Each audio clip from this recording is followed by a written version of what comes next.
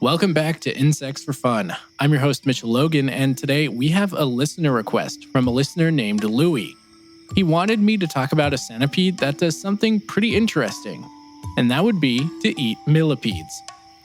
The animal is Edentistoma octosulcatum, commonly known as the millipede-eating centipede.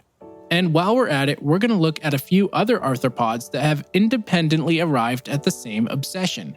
Because it turns out eating millipedes is hard enough to crack that the few creatures that figured it out all had to do something remarkable to make it work.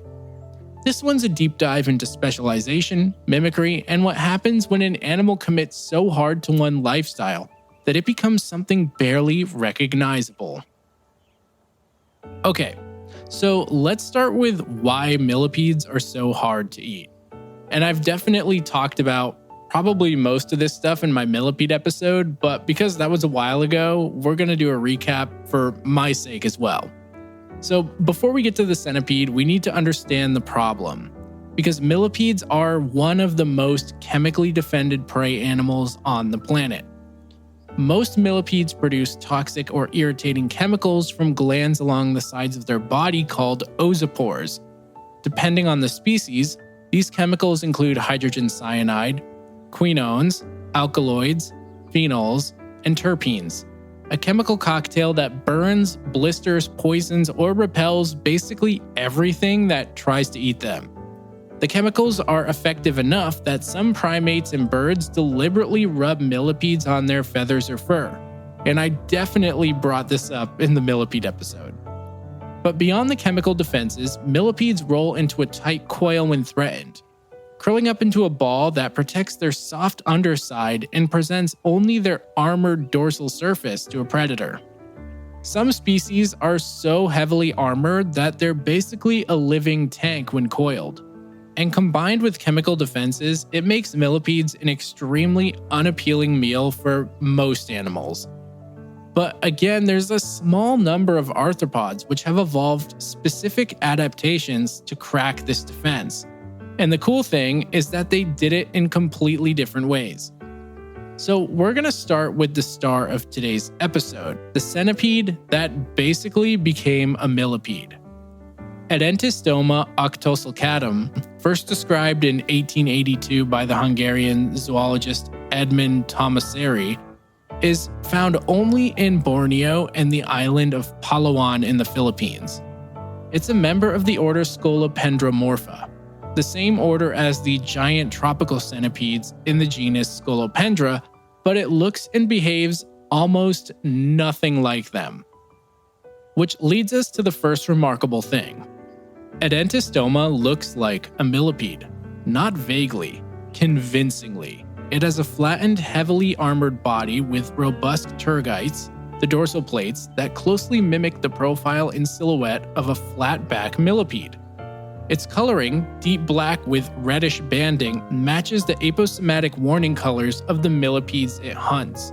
It also moves slowly and deliberately rather than the fast, aggressive speed typical of most scolopendromorph centipedes. It can apparently move through a group of millipedes without triggering their defensive response because it looks and moves so much like one of them. This is an extraordinary example of something called aggressive mimicry, something I haven't brought up before where a predator mimics its prey to get close enough to strike. The name Edentistoma comes from the Latin edens, meaning lacking teeth, and stoma, meaning mouth, referring to its highly modified mouth parts.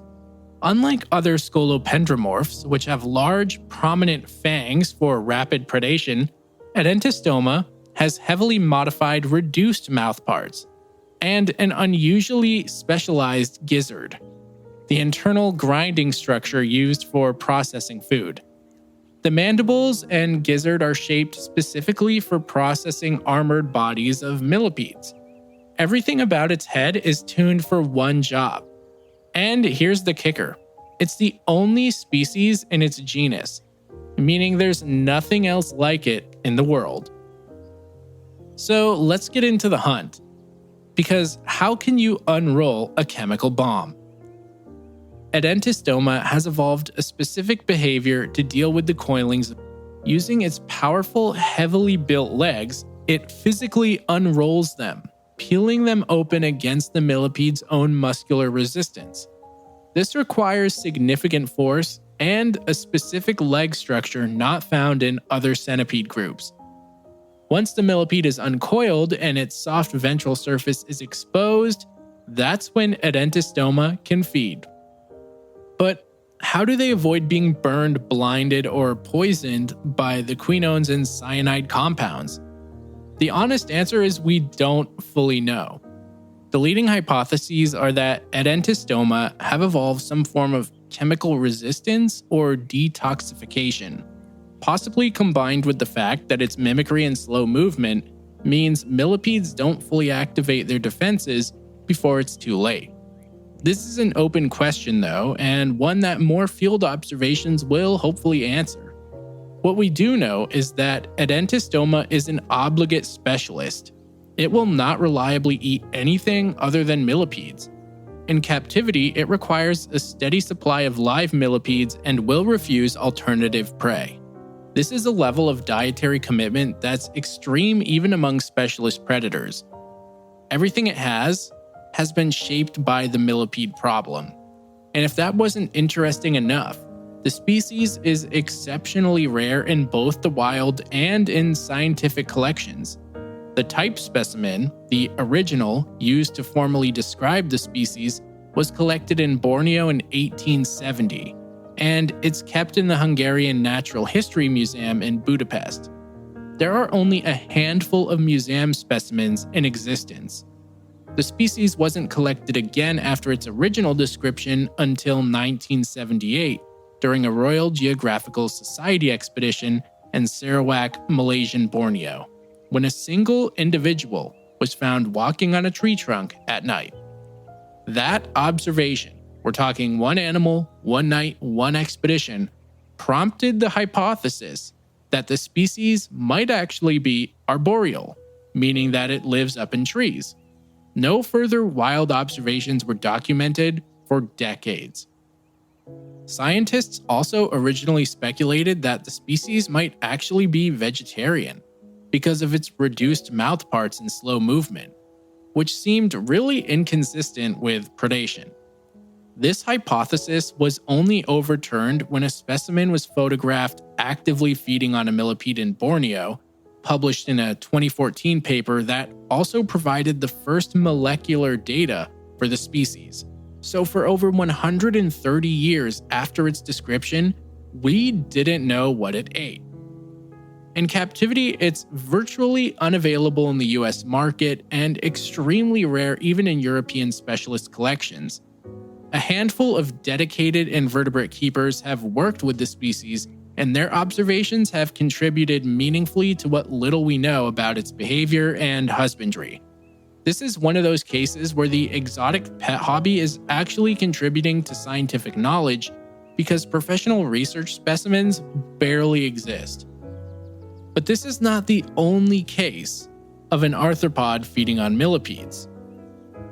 Edentistoma is definitely the most spectacular example, but there are a few other arthropods which have independently arrived at similar dietary niches.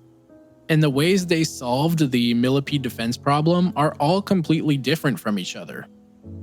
Let's first take a look at millipede assassin bugs, subfamily Ectrocodianae. This is a subfamily of assassin bugs with over 700 described species, and many of them specialize in hunting millipedes. They solve the chemical defense problem with venom and speed. When an Ectrocodian bug encounters a millipede, it strikes fast, injecting venom through its beak that paralyzes the millipede almost instantly. The venom is specifically fast-acting enough to shut down the millipede's defense system before the bug is exposed to significant chemical output. Under electron microscopy, these bugs have specialized microstructures on their legs, which help them grip and immobilize the coiled millipede. They've separately evolved leg adaptations for the same gripping problem Edentistoma faces. Moving along, let's now talk about the glowworm beetle larvae, family Vengadeidae. Fangodid larvae, sometimes called railroad worms because they have bioluminescent spots along their bodies, also specialize in millipedes. But they solved the chemical problem with mandibular toxin injection. The larva bites the millipede between segments where the armor is weakest, injects the toxin that paralyzes the millipede's muscles, and then the millipede can't open its oosopores to release defensive chemicals. This is a completely different approach from the assassin bug, but it does have the same outcome. And there is, in fact, one more centipede on the list, which is from Tasmania, Craterostygomus tasmanianus. While not exclusively a millipede specialist, this fascinating centipede is one of only 2 species in its entire order, and its diet does include millipedes. It's notable because it represents an ancient lineage of centipedes, and it occupies a unique position in centipede evolution. It eats millipedes opportunistically rather than exclusively, but is interesting in the broader context of millipede predation across centipede lineages. So now we have 3 completely different solutions: mimicry and unrolling, venom and speed, and lastly, toxin injection between segments. The millipede defense is so robust that each predator that cracked the code needed an entirely original approach. And for those that forgot from my millipede episode, I know I did. The millipede defense was an arms race that started 400 million years ago. The fossil record shows that millipedes have had oosopores, chemical defense gland openings, for over 400 million years.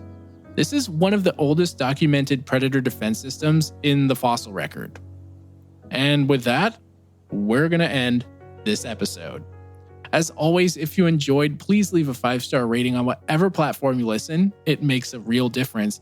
And if you yourself have something you want me to talk about, please email insectsfordummies@gmail.com or send me a DM on Instagram, which is insects4fun. There's a real quick turnaround on these because I'm always eager to work on an idea that somebody gives me.